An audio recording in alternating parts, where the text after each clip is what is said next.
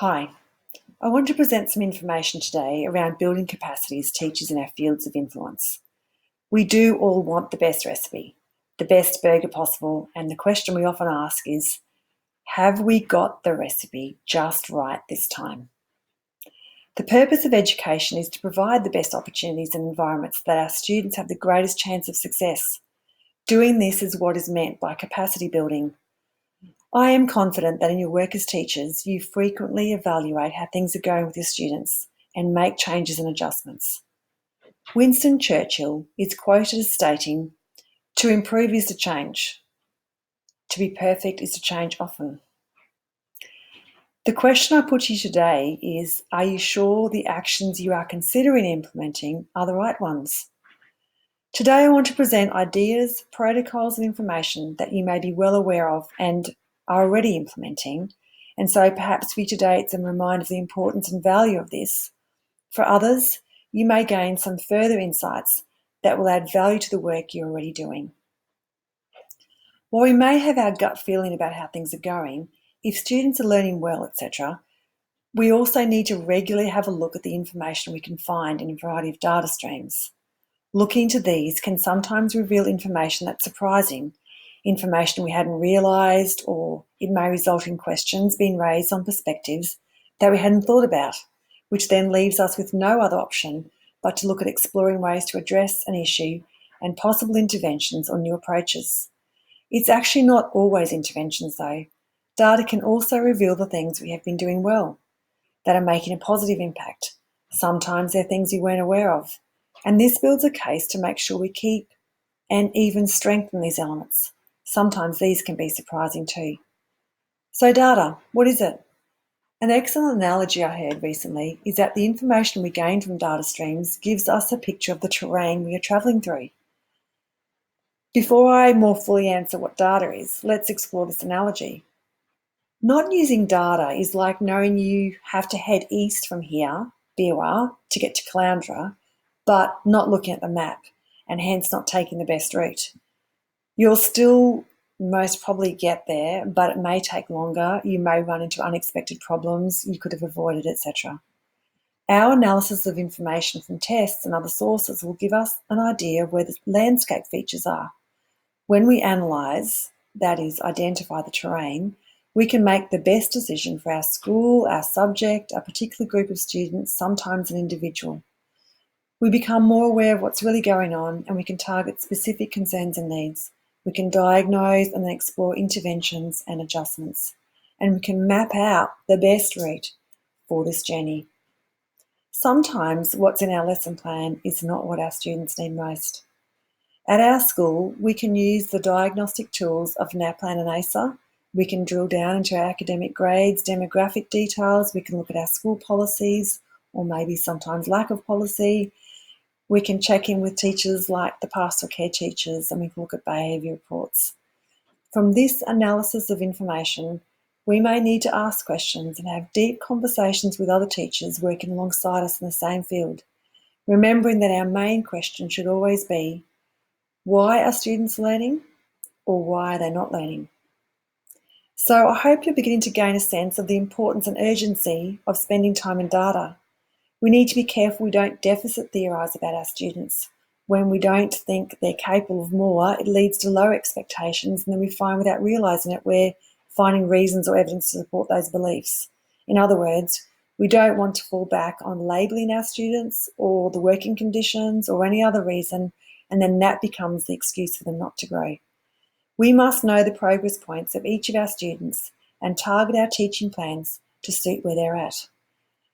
When we look at achievement data, we need to consider what it's saying about our teaching. This is where we can have an impact on the growth of our students. This is not a bad thing. We all want to have the best possible impact. We don't need to be like Po in Kung Fu Panda, where he actually knew the secret ingredient all along, he just didn't realise it. Let me clarify. This sort of analysis and work is about providing the skills and awareness of how to help our students so we deliver the best product to them, so that we increase our capacity. It's more than just a possible activity. You may think, I'll do this if I can fit it in. But we owe it to our students. We absolutely need to look at the impact of our teaching on the learning outcomes because they're the benchmarks for our marking. So at a minimum, it ensures we are effectively delivering programs that are clearly at the level expected by the stipulated learning outcomes. But as well, we should be exploring things like, are our programs and work sufficient? Is it challenging enough? Is it appropriate? Have we given enough time? Are we well resourced? Is it the level and depth of the learning that is best for these students? Let's go back to the question of what constitutes data. Where do I find it? Where do we begin? There are two broad categories of data, and both are useful. There is the top-down data that comes from diagnostic testing, such as NAPLAN and to some degree ACER. These are useful points of reference as they provide rigorous and high-quality information on our school, a cohort, an individual, and even over time. You can look at different points. The bottom-up data can be things such as our academic grades, behaviour reports, student surveys. We can access absentee info, previous school and length of time in our school, family makeup, racial background. And then there's our own tacit knowledge, our gut feeling, and our anecdotal observations and those of others.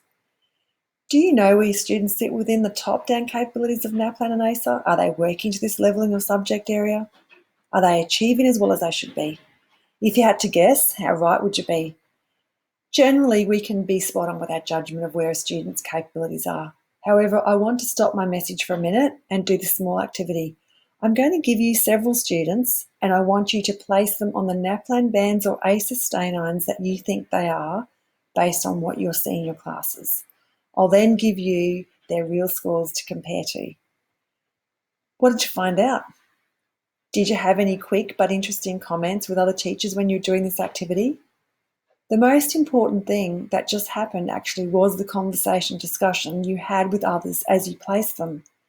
If you have a surprise or concern, it provokes questions, and often we mention these to those in our network, working with similar students or in the same subject area. This conversation becomes a feedback loop as you share and problematize information, thoughts, and ideas about what's going on. When you look further into various information, you may find possible reasons for the surprises. This is called attribution. It's where you attribute a reason for confusing or surprising results. The attribution could become a place where you then seek to mitigate a response that may affect change and will ideally lead to improvement. So you can see that data can be a point of reference for important conversations. These professional dialogues about specific educational issues help us to access and mobilise knowledge. Our conversations need to be anchored to student data. We also need to value debate, those frank, intentional and possibly critical conversations.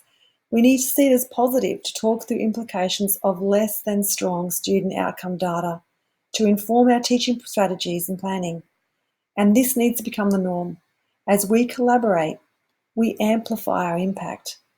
Let me give you an example. Last year we realised in the NAPLAN results that writing needed focus. We had a range of discussions about why writing was low and what we could do about it. One of the strategies that came out of our discussions was the need to have targeted PD suitable for our context and for our secondary students. So the English team found one that looked promising. This year all the teachers of English and even a few other teachers attended. The PD has been ongoing and the strategies have become an integral part of the planning. We've seen encouraging change with our students' abilities. We've yet to see if it makes significant difference to our school's NAPLAN results. It may need a few years for this to bring the sort of fruit we're looking for. In all of these deliberations, we need to ask, are we measuring right and the right thing? Checking for this ensures the information we're using has a high validity. It's great to use data, but it's important to be sure the evidence you have uncovered is accurate. You need to be sure that you haven't come up with the wrong assumption. This is another reason why we work in teams.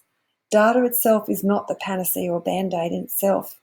It's the powerful discussions and deliberations you have as a result of this work. There's so much more to discuss, but the most important aspect is really just to begin having the conversation, checking the data together. So it's time to start or continue having those conversations.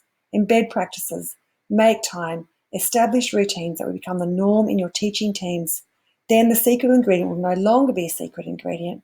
It will be something we have learned how to manage, we've practiced, we've had experience in.